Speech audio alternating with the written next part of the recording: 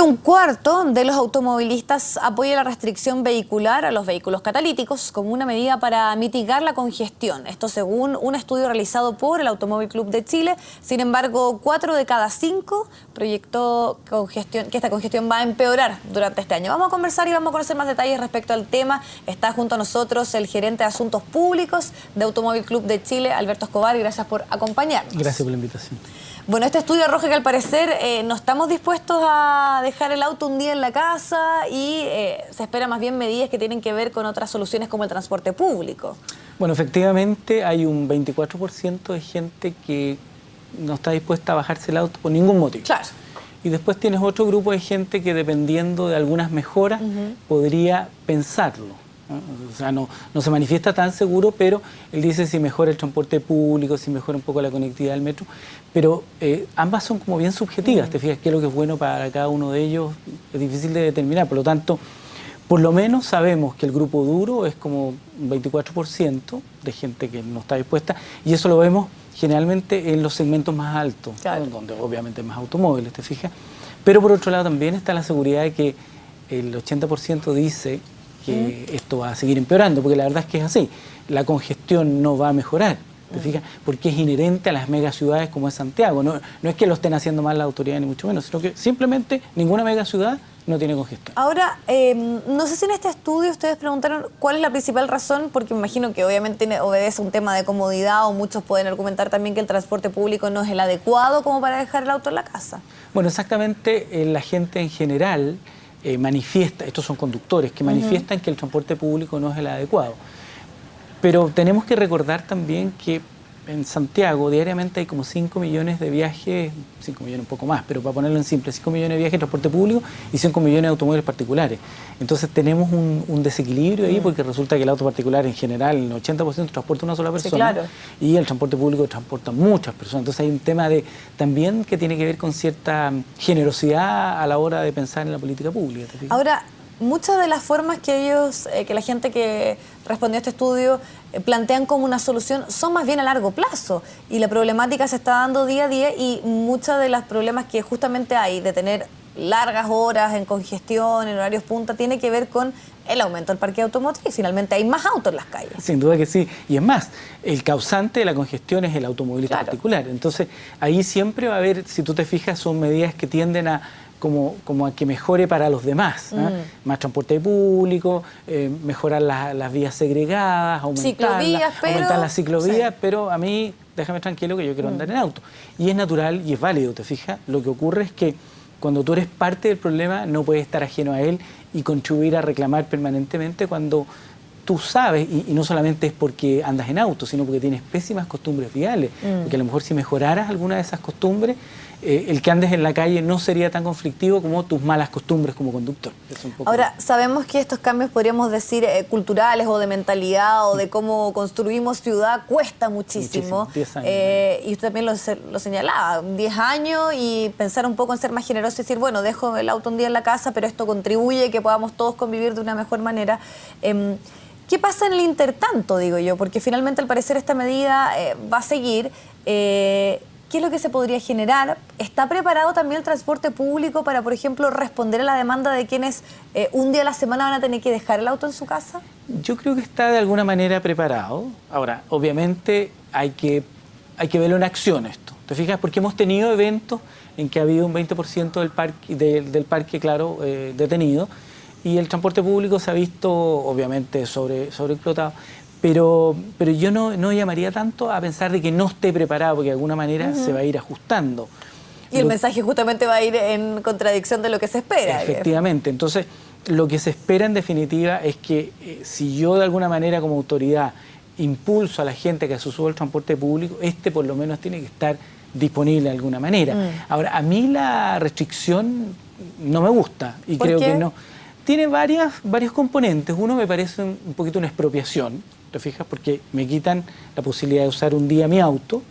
Imagínate, yo voy a dejar a los niños al colegio y yo trabajara vendiendo con mi auto. ¿Te fijas? Fuera un vendedor.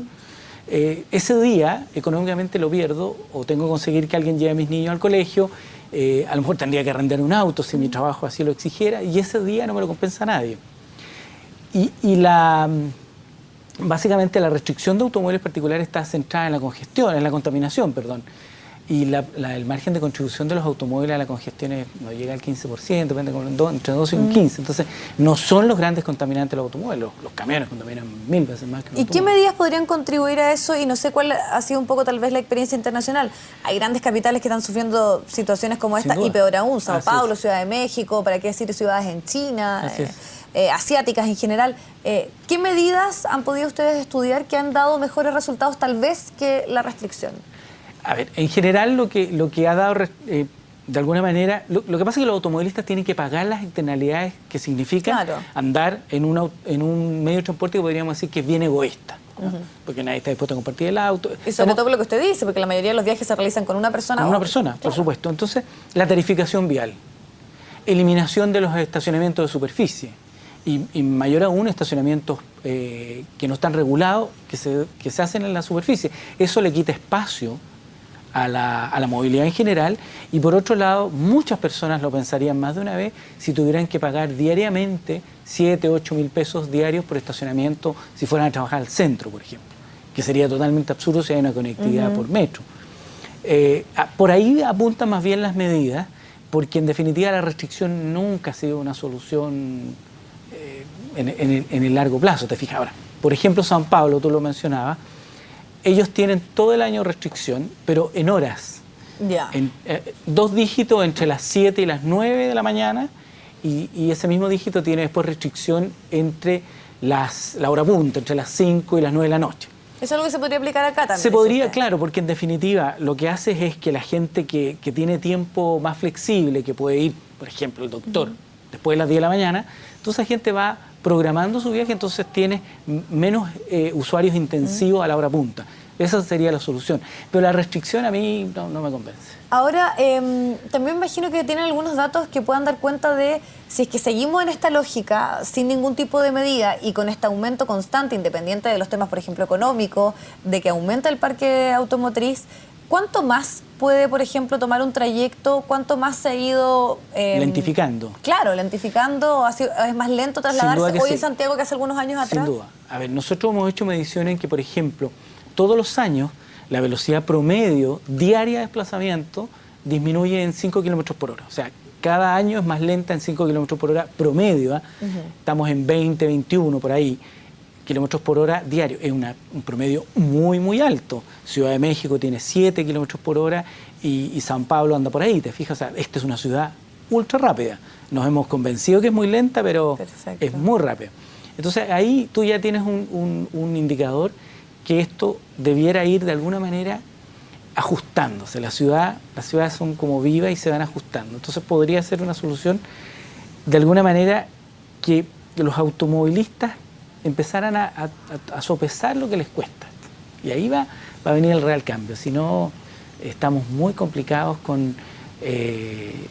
porque las señales son contradictorias. Tienes muchas autovías, ¿no es cierto?